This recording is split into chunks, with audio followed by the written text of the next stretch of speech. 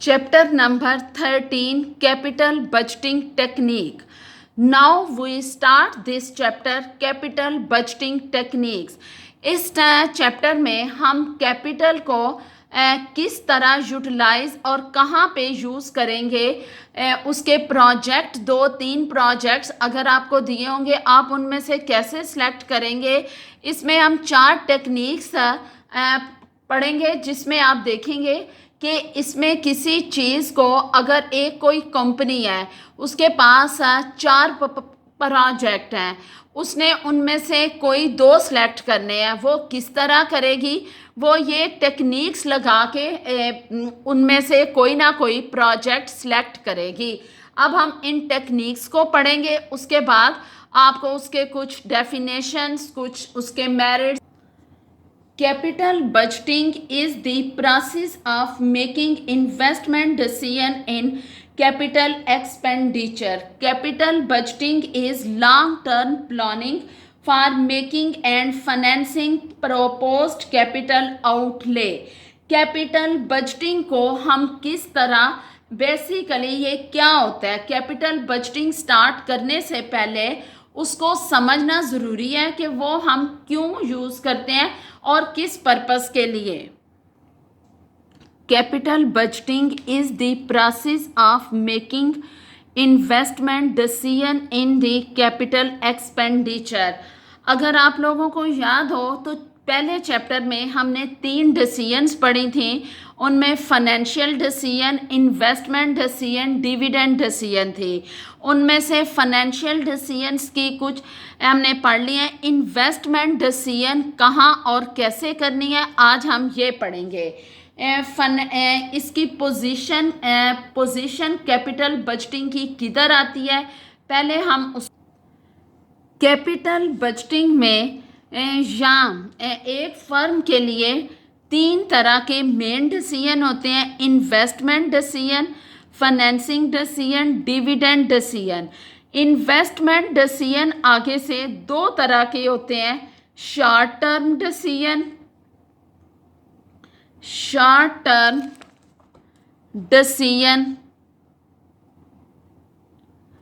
And long term decision.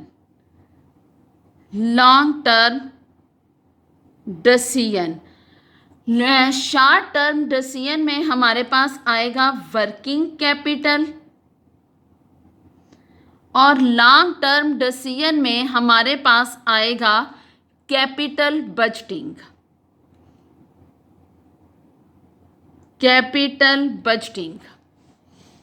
Capital budgeting में ये हम अभी पढ़ेंगे। शॉर्ट टर्म डिसीजन हम नेक्स्ट जब इस चैप्टर को कंप्लीट कर लेंगे तो हम वर्किंग कैपिटल पढ़ेंगे।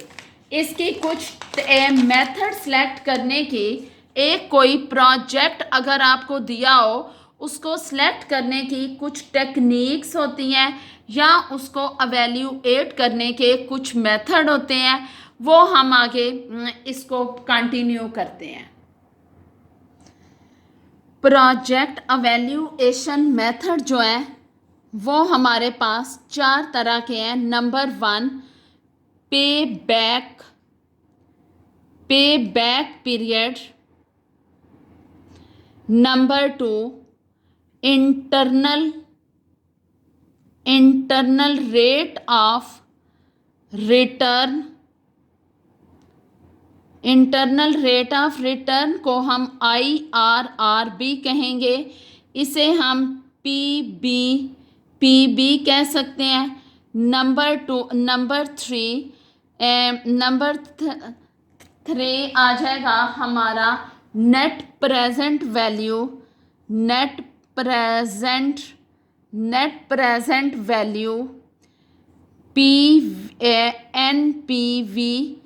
NPV। नंबर 4 हमारा आ जाएगा प्रॉफिटेबिलिटी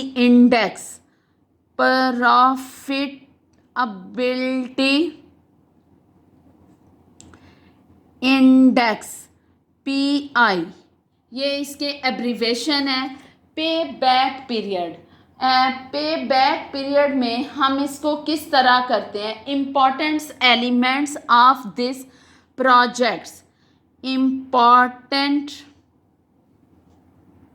कोई भी प्रोजेक्ट जब आपको दिया होगा उसमें कुछ इम्पॉर्टेंट चीज़ें होंगी। नंबर 1, प्रोजेक्ट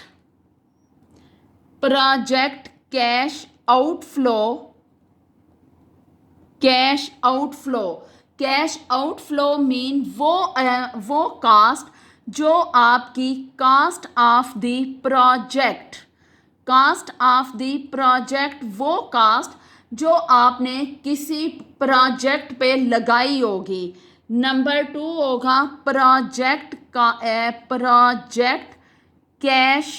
कैश इनफ्लो का मतलब है वो वाली अमाउंट जो आपके पास आएगी। नंबर 3 आ जाएगा डिस्काउंट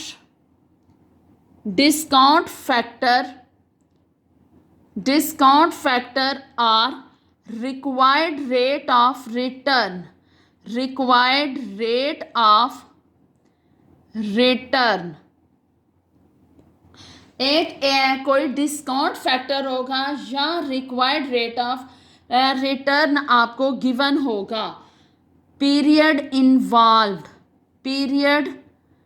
इन्वॉल्व्ड, कोई भी प्रोजेक्ट आपको बताया जाएगा कि उसकी ड्यूरेशन क्या है, वो कितने टाइम के लिए, 5 साल का है, 2 साल का है, 10 साल का है, इसलिए उसमें टाइम पीरियड ज़रूर इन्वॉल्व होगा।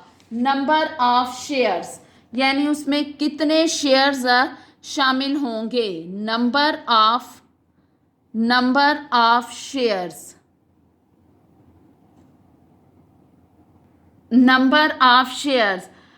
अब हम 1 बाय 1 इन टेक्निक्स को पढ़ना शुरू करेंगे और इसके कुछ मेरिट्स डीमेरिट्स होंगे।